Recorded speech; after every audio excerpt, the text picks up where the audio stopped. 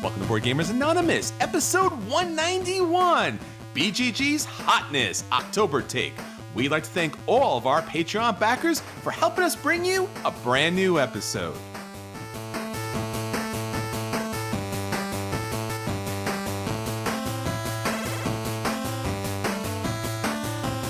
You're listening to a proud member of the Dice Tower Network, dedicated to bringing podcasters together for the greater good of gaming.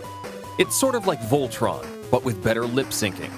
Find out more at dicetowernetwork.com. Welcome to Board Gamers Anonymous, the podcast about board gamers and the insane fun we have at the table together. This is Chris. Hey, and this is Anthony. Anthony, it is that great season of fall. The leaves are falling, board games are coming out, the conventions are coming to an end, and yet starting up again. Essen is in the air, and of course, PAX Unplugged is coming up. And don't forget about Black Friday, where you can purchase a lot of great games. So I'm really feeling pumped for this season, especially that cardboard will be hitting the table more often since, you know, it's not so nice outside these days. Yeah, I mean, that's the hope, right? And we talk about PAX Unplugged a lot because we're not going to Germany, but a lot of people we know are going to Germany. So let's just say that Essen is next week, and I wish I was there. That's all. Yes. We do have one new Patreon backer this week. Evan, thank you so much for joining the group. Hopped in the Slack group, said hi, had a little conversation about Gloomhaven, which was awesome. So if you're out there and you haven't yet, check out the Patreon, patreon.com/BGA.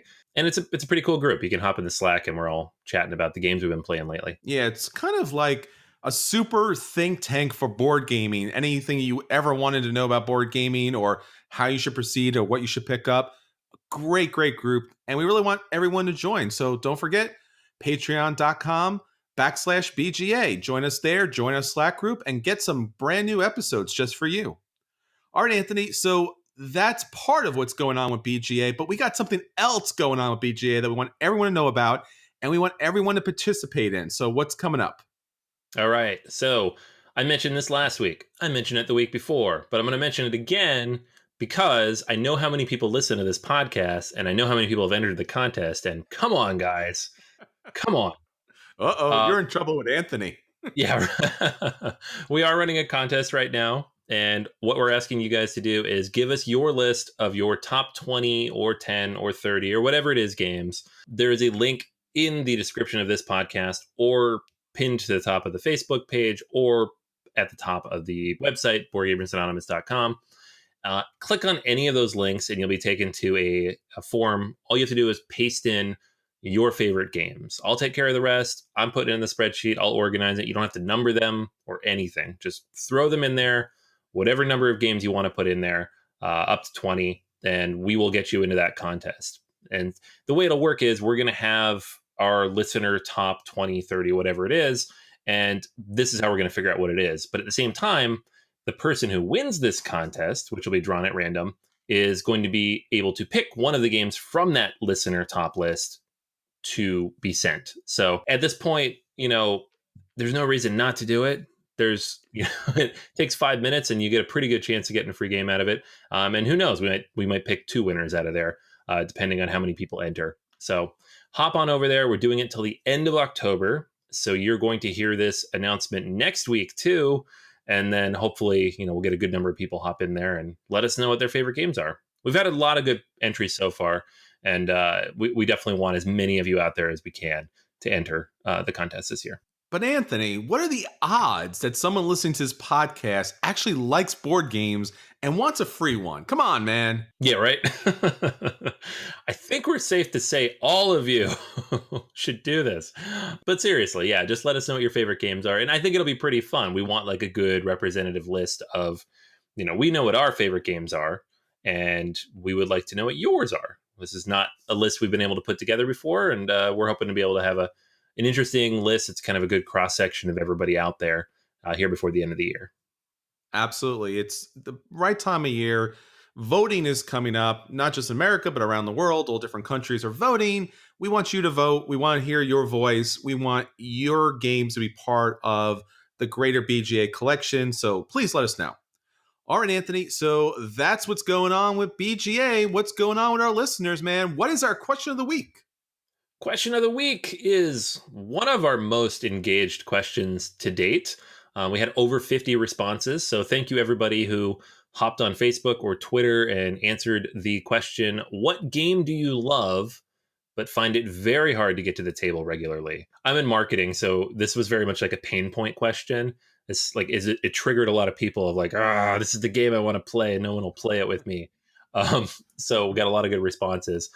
I can only read a few, but I think there were some commonalities across here. El Grande popped up a lot, so I'll read Evan's response. El Grande, because I typically play games 2-player with my wife, and this game needs a minimum of 3 players, but even more is better. Love this game for its simplistic but strategic gameplay. A couple other people mentioned it, and they can't get at the table because it's old. So similar issue. Cult of the New out there. Eclipse, that one popped up a lot. Casey said the table needs to be as large as the Galactic Orthont. Yeah, it takes up a ton of space, so that's a problem. We had Twilight Imperium 4 showed up, I think 3 or 4 times, which of course, because the thing is, 6 to 8 hours long. We have several people mentioned older games like Go or chess or Risk, games that typically, us as hobby gamers don't want to play as much, and it makes sense. I have the same issue with Scrabble. I can't get anybody to play that with me, so I understand that one. Three Kingdoms Reduke. This is a 3-player only game, and it takes up to 3 hours. So I think anytime you have a game that's only this many players, takes this long, that's an issue. Martin mentioned Game of Thrones, the board game 2nd edition. Takes weeks to plan and schedule this game because it takes over 5 hours to play. So similar to Twilight Imperium. Lots and lots of games that were too long, I think, was a common theme. For me, I picked 2 that were chronically hard for me to get to the table. Both of them are in my top 10. The first is War of the Ring, because it is long and 2-player only. And so I tend not to have just like a one-on-one gaming time that is 4 or 5 hours long. So that's a tough one to get to the table. And then the second one is Spirium, because I don't know what it is about Spirium. Nobody wants to play it, but it's one of my favorite games. So I think it's because it's a cheap little box with the pasted on theme and it just doesn't look like anything, but it is a tough one to get out. Yeah, I would have to say the campaign games always scare people away, making that initial commitment. So Arcadia Quest, despite having practically, not all, but practically all of the expansions, still can't get someone down to the table to kind of play through the full system again. And that really bums me out. I guess the other one would have to be any of the current, or I guess recent past flight system games. So your X-Wing miniatures, your Star Trek Attack Wing, your D&D Attack Wing. Those games kind of scare people away a little bit. And as you mentioned, they typically are like 2-3 player games. You have to have table space, and it's something that takes a little bit of preparation in advance, and sometimes you don't really have the scheduling for that. Yeah, definitely. Yeah, I think a lot of these games are scheduling or time or scope or player count. There's a lot of reasons why certain games don't hit the table, but I think we're all in the same boat if the responses to this question are anything to go by. Yeah, it's strange. You think once you grow up and you become adults and you have your own schedule and technology, getting these games and getting these people together would be easy. And it's quite the opposite. It's a game in itself. All right, Anthony. So that's the trials and tribulations of our listeners and of us, of course, trying to get those great games to the table. I'm sure there's other great games we want to get to the table coming up. So what's your acquisition disorder for this week? All right. This is Spirit Island Jagged Earth. This is a Kickstarter for the Spirit Island expansion that actually hits Kickstarter tomorrow when we're recording this, but probably a day or two ago when you listen to this. And it is exactly what it sounds like. It's a bunch more content for Spirit Island. There's not a ton of information up yet. I don't think they have it posted on BGG yet. So I am pulling from a preview that Jenny Stevens did on her blog. That's what Jenny said, where she lists out all the new stuff that's coming in this expansion because she got a chance to preview it. It lists 8 new spirits, which is insane. That's like almost doubling the number of spirits available with the extra stuff already there. Aspect cards that change all the innate powers of the basic core spirits from the original game. 30 new events, 50 new powers, 2 new adversaries, which is fun. Some new scenarios, new fear cards, new boards, which actually makes it a 6-player game now. I'm not sure what I think about that. Wow. But That's an option, apparently. Some new higher quality tokens, which is awesome because probably the one issue I have with the original game is the print quality on some of the stuff is not amazing. And there's even more stuff. So you have larger islands, archipelagos, new types of tokens on the board, just so much content jammed into this expansion. And this was already a game with a lot of content. It's an $80 game with an existing expansion plus promos. So I haven't gotten through all of it. And it's one of those expansions where I know I'm going to back this, even though I don't know when I'll actually get around to playing all the new stuff. But it sounds really cool. So Spirit Island, my top game from 2017, my favorite co-op game, period. And more content coming. So absolutely had to make the list this week. Yeah, I talked about this last week that if you liked Root, you should try these other games. And definitely want you to take a listen to that episode. That was episode 189. I put Spirit Island on the heavy list as far as Root because it's asymmetrical and it's heavy not because it's super complex. It is somewhat complex, but the length and the amount of commitment that comes into really trying to get everyone on the same page as far as what you're playing and how those different things come together. So this expansion might, and my fingers crossed, slim a couple things down, tighten a couple things up, maybe bring the game together, kind of like what Stonemaier Games did with Viticulture. You know, when they came out with Tuscany, kind of brought everything together. So I'm hoping for that. What I think is probably going to happen is this game is going to turn into a lifestyle game. I think that if you are a big Spirit Island fan and this is a game that you want to have as part of your normal rotation, I think it's going to be one of those games where you're a Spirit Island player, like just like any other game, like 18XX, like all of those different Warhammer games, like all those different miniature games. Like you're going to have to be, because those spirits are very complex, they're very asymmetrical, and the different adversaries add a lot to the game. It's great, but I think it's going to be one of those things where it's just really going to transform the industry, and we're going to see more and more games like that. Yeah, I could definitely see it. I mean, it's the kind of game where I could sit down and play this every single night and get something different out of it. And then you throw more content at me. You know, I have too many games to do that, but I'm sure a lot of people would. So yeah, big fan as well. Really looking forward to this. So check this out when this hits Kickstarter. Another Kickstarter game that will be coming out, and you should probably see this, you'll probably see this by the time the podcast comes out, is Cloudspire. This is from Chip Theory Game. They brought us Too Many Bones.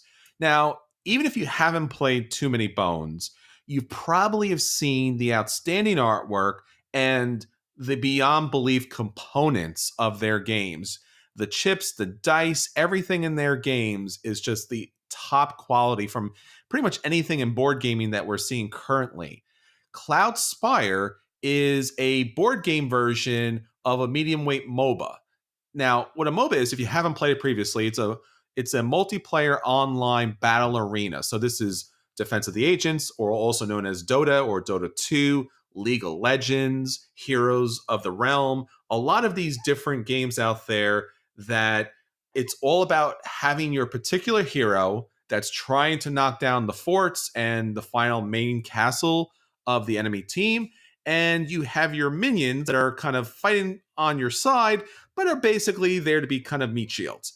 In this game, you are controlling one of the different factions, and at least from the intro information here, they're showing 4 different factions: the Broen, the Heirs, the Nora, and the Grove Tenders. Now, each of these different factions have their own special abilities, their own heroes, and basically what you're going to be doing is during each of the 5 phases, you are going to be doing a different set of phase. So the initial phase is going to set the tone for the match. It's going to tell you which units are going to be available, what special conditions are going to affect them. Then you're going to move to a market phase. Now, this market phase is going to allow you to purchase unique minions and heroes and equipment and different towers that are going to allow you to defend your different castles in the game. So basically, that tower defense mechanism. Then there's going to be a building phase where everyone will build up their fortresses and their defenses, and then you're going to arrange your fortresses out to attack. Then you're going to set everything into motion. Your minions are going to go out to deploy and take out the other team.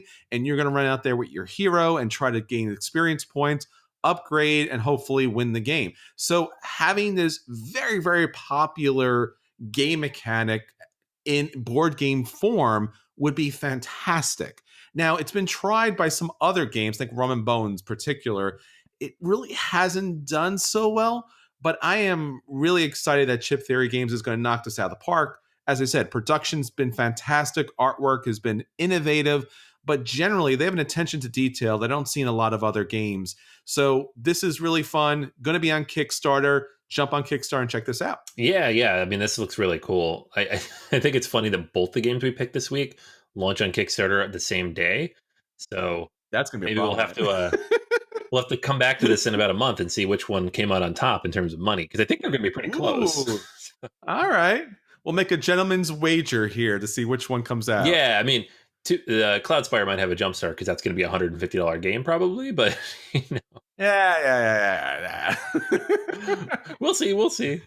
All right, Anthony. So that's our acquisition disorders. All right. So for our At the Table this week, we're going to talk about those games that you should run out and buy, those games that you should play when they hit the table, those games you should dodge and avoid at all costs, and those games are absolutely positively worth a burn and you should avoid them at all costs. So, Anthony, what did you get to the table this week? All right. I got a chance to play Between Two Castles of Mad King Ludwig. This is a mashup of Between Two Cities and the Castles of Mad King Ludwig. And this particular game is designed by Ben Rossett and Matthew O'Malley. And we knew they were working on a castle version of Between Two Cities. And I guess at some point they thought, hey, let's throw the Mad King Ludwig license on top of it. So you have the game being, I think, directly published by Stonemaier, but also distributed by Bezier. I'm not really sure how that works, but both their names are on the box. And it is a pretty much almost direct mashup of the different ideas from both games. So if you haven't played Between Two Cities, the idea is every round you draft different tiles that are going to go into your city, and you're going to have two out of the draft. But one goes in a city to your left, one goes in a city to your right, and you share those cities with other people. At the end of the game, your score is the lowest score of the two that you're working on. This is the same. So everybody's building two castles, one with each of the people on their left and their right, and you're drafting all the tiles. But unlike Between Two Cities, you only have two drafting rounds. You're going to be drafting 16 total tiles, and there might be more tiles in your tableau for various special rule reasons, but it shortens the draft a little bit. There's no double tiles this time around. What's different, though, and where Mad King comes in, is that the tiles are much more diverse. In Between Two Cities, I think you had 5 different tile types. They were all more or less identical, slightly different artwork, but you just scored based on, if your commercial buildings are, adjacent to your restaurants, and if you have parks that are adjacent to each other, that kind of thing. So it was fairly simple. It ended up having to be in a certain shape too, so you couldn't, sprawl out. And that's one thing about Castles of Mad King Ludwig. It sprawls. It's crazy. That's the whole point. You're building this crazy castle with all this crazy stuff in it. The rooms are like mad science lab and a game room and, a bowling alley and the roof, all sorts of crazy stuff. That's the point. And this game kind of tries to capture that. Unlike Mad King, though, all the tiles in this game are the exact same size. They're all little square tiles. There are 147 regular room tiles in the game. So you have 21 each of food, living, utility, outdoors, sleeping, corridors, and downstairs, which are the same as the room types in the Castles of Mad King Ludwig. So a lot of similarities here in terms of how, the different iconography and the types of rooms that you're going to be working with. Mechanically, it's very much Between Two Cities, but thematically, it pulls a lot from Mad King. The main other differences are the way everything scores, right? So unlike Between Two Cities, where you had 5 scoring mechanisms, here you have a whole bunch of different ways things can interact with each other. You have a symbol on each of your tiles corresponding to the room type. Then you also have one of 4 furnishing types. That's another symbol on there. And that might be something other things refer to. There are specialty room tiles, fountains, ground foyers, towers. You can put outdoor tiles in there. all these different things have many different ways you can score. So one might say, get 1 point for every food thing that's directly above or below you. Get 2 points for every fountain within one space of you. That kind of stuff, right? And there's a lot of that. So you have to keep track of a lot of it. The draft becomes very important. The first time or two you play it, it almost feels random because there's so many different ways you can score. But as you play it, it starts to come together and you can kind of see what you should be doing.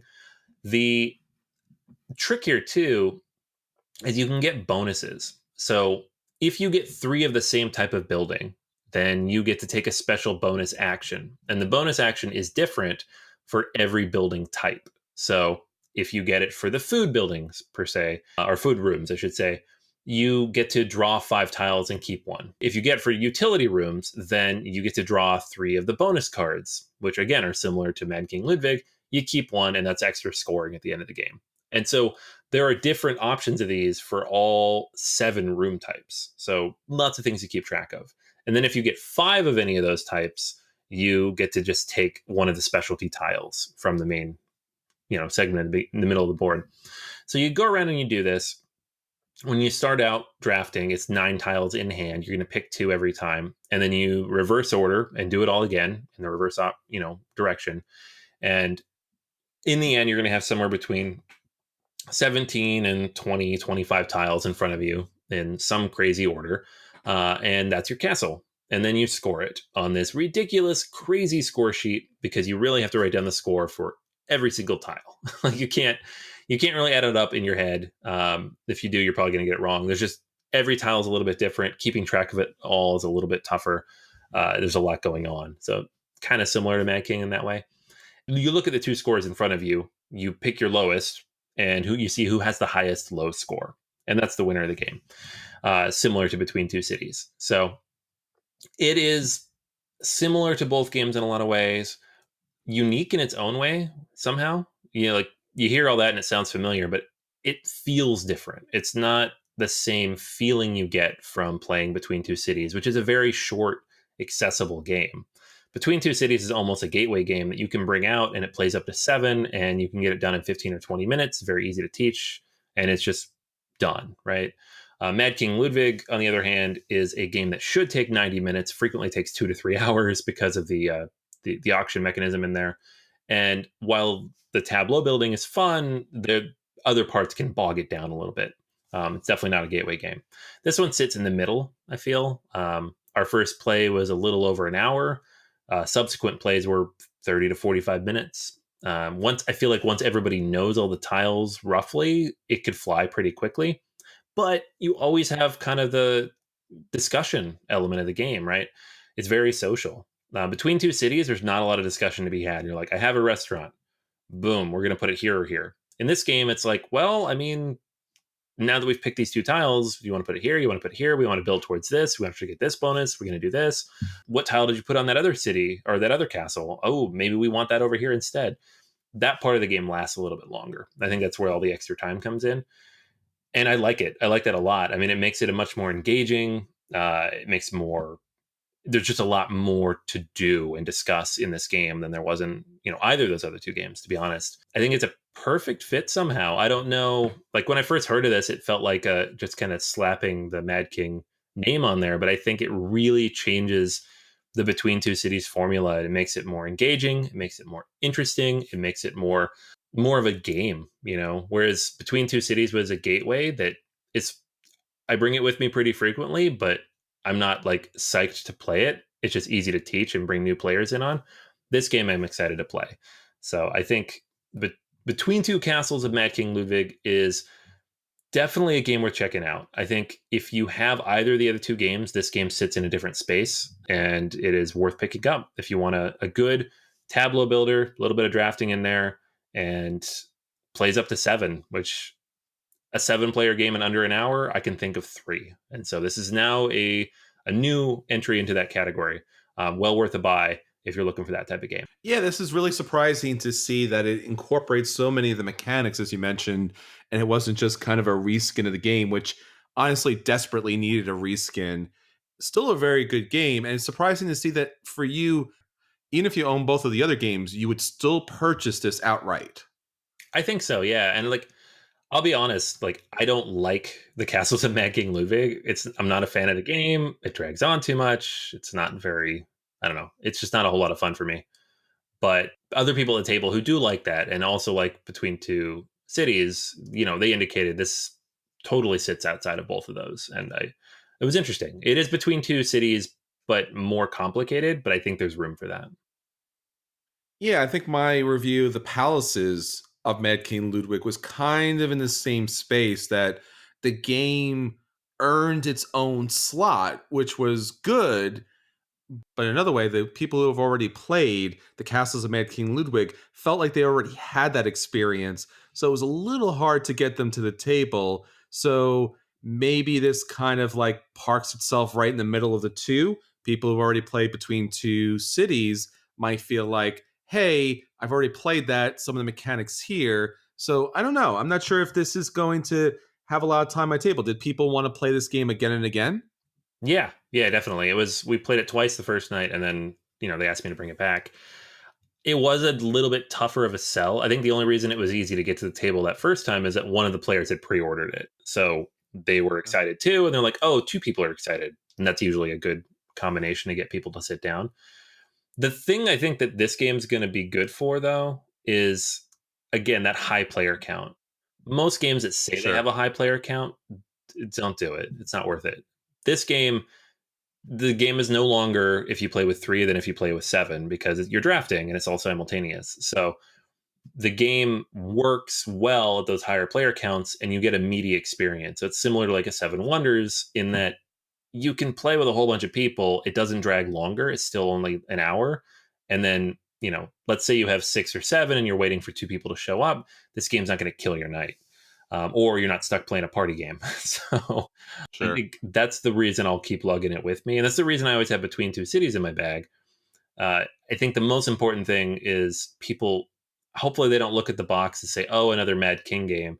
It's really more of a Between Two Cities game with a Mad King theme. Okay. All right. Well, speaking about games that play a large player count, I was able to get Welcome to the table. Welcome to your perfect home, pretty much. Now, Welcome to is kind of a roll and write game, but there's actually no rolling in the game. The game comes with a large pad in which technically you can play with up to 100 people. Imagine that.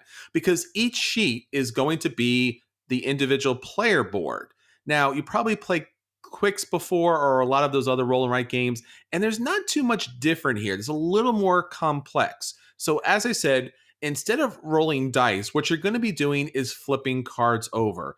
In the game itself, the cards have 2 sides, and on each of the sides, they're going to have a number, which is going to be an address number that you're going to add to your neighborhood. There's going to be 3 streets. You're going to be adding address numbers there. But once you put an address number down, you're stuck placing numbers in ascending values. So if you place down a 10, everything then lower than a 10 has to go to the left. Everything higher than a 10 goes to the right. So 3 streets you're going to be manipulating throughout the game to add these numbers. And along with the cards that flip over the numbers, they're also going to flip over special abilities. Now, this game has this 1950s suburbia theme where everything is kind of rosy and bright, kind of like after World War II, where the expansion was happening out there into the suburbs area. And what you're basically going to do is trying to score the most points in a number of different ways. So, first off, placing the house numbers is going to set you up to score, I guess, a number of different options for victory point conditions. So first off, there are going to be these big bonus cards that are going to score based upon the estates that you create. So as the game is going on and you're placing those numbers down, you're going to have the opportunity to take the white fence or surveyor special ability and create estates. So estates are basically numbers of houses that have been kind of like cordoned off by different fences. So if you make, let's say, 2 estates of 5, then maybe you're in a situation to score one of the victory point cards. If you do first, you're going to score the maximum points. If you do it second, then you'll score some points. And basically, you're going to have 3 opportunities to do so. 3 cards come out in the game. There are some advanced cards, but basically, they're all the same. In addition to that, you're going to score points in a number of other ways, and the player sheet is going to have the different victory conditions on the bottom of the sheet. So scoring those final objective cards are going to score you points. There's also landscape cards that are going to come out in the game. So when you place a number down on a street, you'll have an opportunity to cross off one of those different spots. That's going to score you points. There's also pull cards in this game. Now, by picking the pull manufacturer special ability, and all of these special abilities are not required, they're optional, but if you place the number in a particular house that has a pool in the backyard, you can cross off one of the pull spots. Those are going to score you victory points in the game. Basically, there's a lot of ways to score victory points in the game.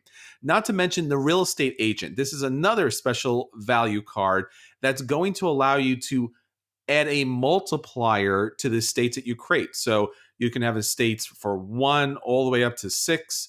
And if you're able to get a multiplier on there and create estates that match that, it's going to score you a lot of points throughout the game.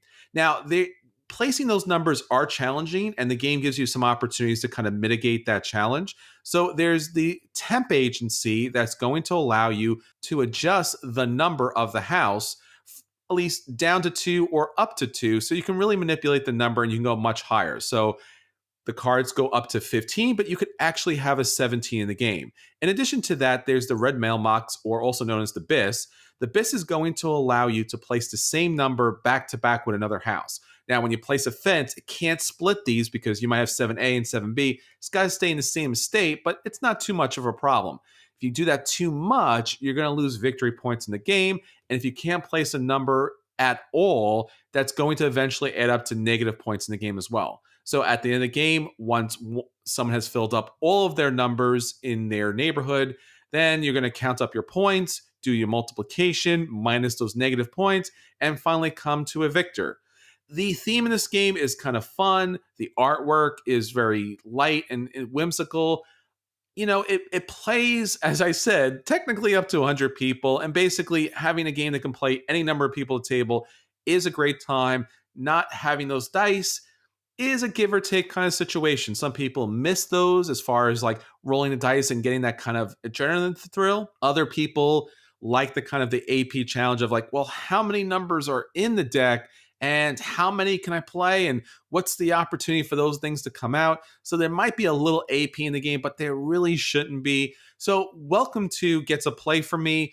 It doesn't get a buy just because it wasn't asked back to the table as much as I'd like it to, where other roll and writes, because they are faster and because they have a little bit of that press your luck mechanic there, it was brought back to the table more and more. Yeah, this is a great game. This is I love roll and writes, probably more than the average gamer, but this is at the top of my list right now. I think it's the most enjoyable one I've played in the last year or two. All right. So that's our games that are in our table this week. Now it's on to our feature review. So for our feature review this week, Anthony is going to look into his magical, mystical hotness list and let you know why these games have magically appeared and now are pressing themselves onto your acquisition disorders. Anthony, enlighten us. Why have these games hit BGG's hotness list? Okay, so I know the answer to most of these, and as has become customary in previous incarnations of this list, if you know the answer and my answer is either incorrect or incomplete, please feel free to leave a comment on the website or Facebook. Legitimately do want to know. That's the reason we started this segment, is I want to know why these are on the list, and sometimes it's not entirely clear, but most of the time it is, if you dig a little bit. So first on the list, or actually, let's start at the bottom because that's more interesting. Number 15 on the list, Blackout Hong Kong. So I know why this is on the list because we talked about it last week, right? That's it? Yeah, that's pretty much it. I mean, we are the movers and shakers. We are the tastemakers, my friend. That's all it took. It's a new Alexander Pfister game. It comes out next week at Essen. So, of course, it's on this list. Top of my list, I think, for Essen, along with a few other games up here. Number 14 is Endeavor Age of Sail. This is the new edition of Endeavor that just released, got to Kickstarter backers' hands in the last couple weeks.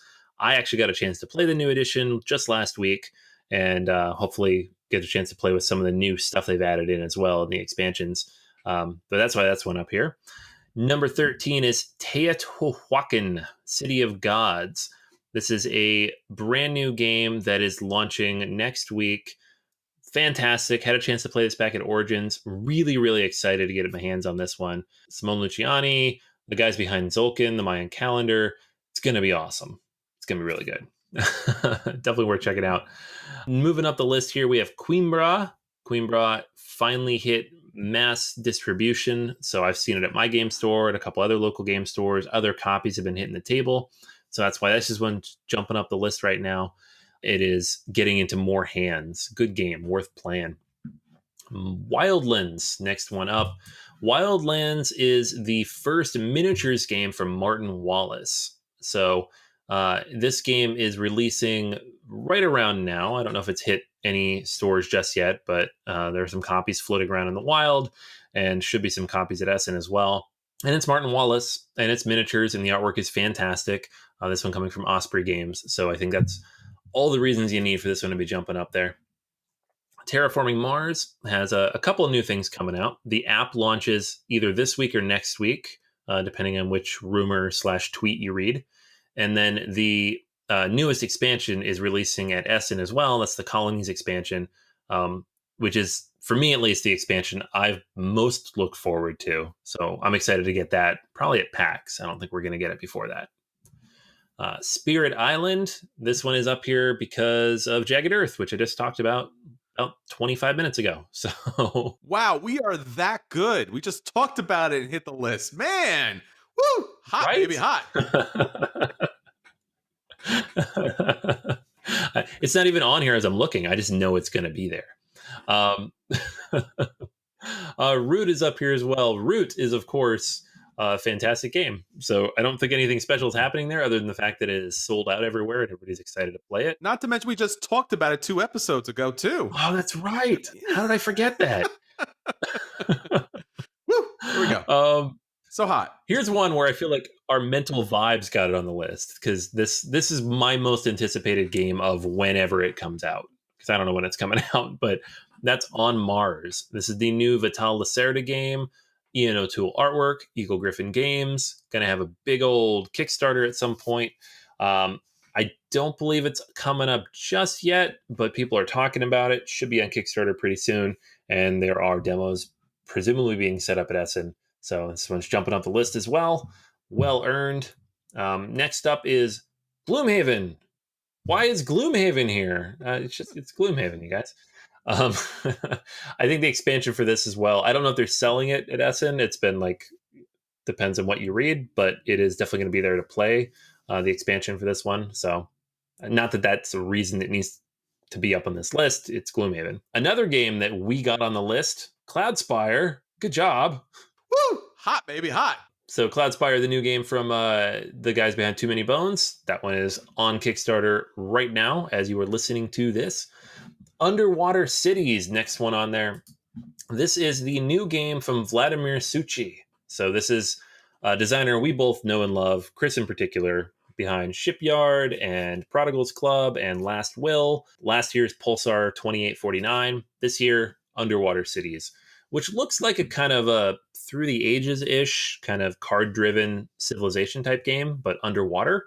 Very, very interesting. And one I'm keeping my eyes on because it's a big, heavy game. It's coming out next week at Essen, and that's why it's up here. I believe they're doing some pre-orders as well, so that kind of helps bump it up the list a little bit. Next on the list is Crown of Imara. This is a new game from Pegasus Spiel. I think it's their biggest, or not biggest, but heaviest game that they're releasing at Essen. This is kind of their Euro of the show. It is worker placement, pick up and deliver type game. You look at the map, it looks very traditional medieval style, middle to lightweight Euro. Don't know a whole ton about it other than that, but it is releasing next week. So I guess we'll hear a little bit more about it as people get their hands on it. And next up, number 2, Black Skull Island. So this is the one where if you know why it's here, let me know, because I have no idea. I spent a good few minutes looking and trying to figure this out. It has exactly one thread on the forums, just somebody asking for the rules.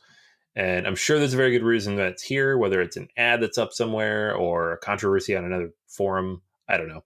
But here you go. This game is releasing at Essen. It is a party game about pirates. So I look forward to somebody telling me why it's here. And then finally, the number one game on the BGG Hotness as of the week before Essen is Dice Settlers. This is another game that just got out to backers from the Kickstarter. It is designed by David Turchi, who has done a whole bunch of great stuff that I love. He worked on Anachrony, he worked on Petrichor, which I talked about recently, has a bunch of other stuff coming out soon. He has some fantastic designs as well as some very unique takes on the solo side of things. This is a dice-driven kind of exploration territory building type of game.